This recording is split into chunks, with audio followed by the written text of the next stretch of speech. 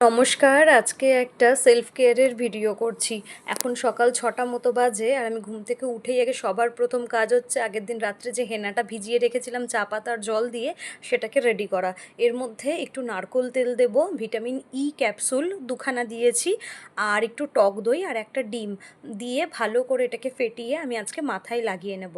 আসলে আমরা যারা প্রত্যেক দিন অফিস যাই বা অন্যান্য কাজে ব্যস্ত থাকি তারা তো নিজেদের সেলফ কেয়ার করার একদমই সময় পাই না।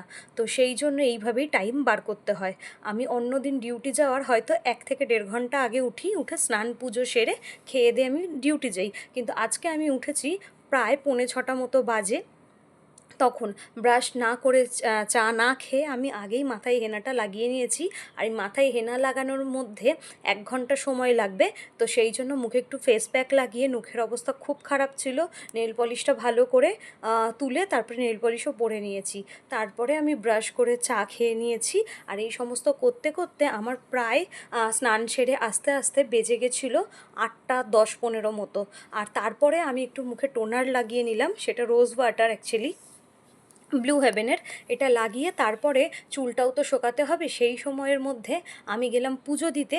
পুজোটাও দেওয়া হলো আর আমার চুলটাও কিন্তু হালকা শুকিয়ে গেছে। তারপরে আমি এসে স্ট্রিক্সের একটু হেয়ার সেরাম ভালো করে লাগিয়ে নিলাম।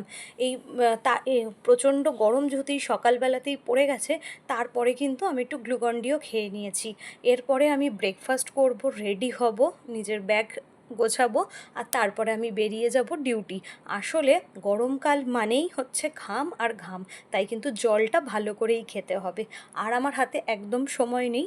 এই সকালবেলার রুটিনটা কেমন লাগলো সবাই জানিও। ভালো থেকো।